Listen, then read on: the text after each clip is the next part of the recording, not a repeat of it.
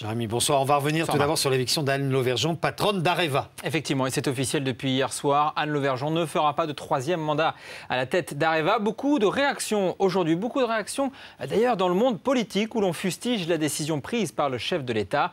Quoi qu'il en soit, les deux se verront lundi. Une réunion est prévue entre Nicolas Sarkozy et Anne Lauvergeon. On imagine que ce sera évidemment très cordial. Et le remplaçant d'Anne Lauvergeon est un inconnu. Un grand inconnu, Luc Ourcel. On en parlait effectivement dès hier soir. Il est plutôt discret. Pour l'Élysée, c'est le candidat de la continuité à la tête d'Areva. Son portrait et les enjeux de sa nomination avec Sandra Gandoin. Issu de l'école des mines, Luc Ourcel, 51 ans, débute sa carrière en 1984 à la direction régionale de l'industrie et de la recherche de Rhône-Alpes. Après un passage au cabinet du ministère de la Défense, il choisit le secteur privé, Schneider Electric, puis Geodis. Son expertise industrielle le mène ensuite à la direction d'Areva NP, la filiale de réacteurs. En janvier 2010, il devient directeur général adjoint d'Areva, chargé des opérations du nucléaire. Sanguin, Luc Ourcel est controversé en interne. On lui attribue en partie les retards persistants du chantier de l'EPR finlandais et l'échec du contrat d'Abu Dhabi. Selon Matignon, il va désormais devoir mettre en œuvre un plan d'amélioration de la performance de l'entreprise afin de renforcer sa compétitivité et de poursuivre son développement. Concrètement, ces chantiers à venir sont très lourds. Gérer l'après-Fukushima et contrer la tendance antinucléaire qui gagne l'Europe.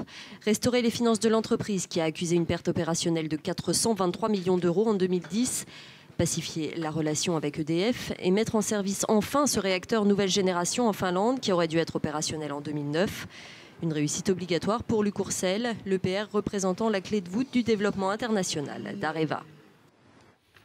Maintenant, l'écho en bref. Et on parle de la pression qui monte sur l'Europe. Moody's indique ce soir qu'elle envisage d'abaisser la note de la dette de l'Italie. L'agence de notation s'inquiète des risques pesant sur la croissance du pays, les marchés financiers et la capacité du gouvernement italien à réduire son déficit. La France et l'Allemagne ont trouvé un compromis sur la dette grecque. Berlin s'est rangé à la position de Paris. Les créanciers privés comme les banques ou les assureurs pourront participer au plan d'aide à la Grèce, mais sur une base volontaire.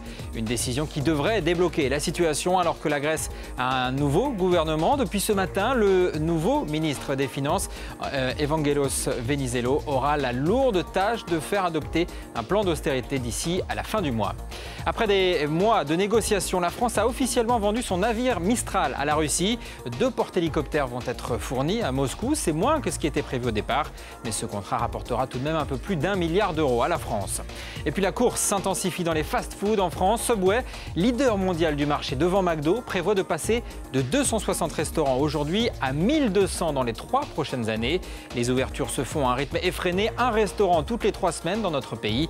Subway qui fête d'ailleurs ses 10 ans en France. Et pour l'occasion, Fred De Luca, fondateur et patron de la chaîne, était de passage à Paris. Je suis allé le rencontrer et je lui ai demandé si développer son activité en France était finalement plus difficile que dans un autre pays.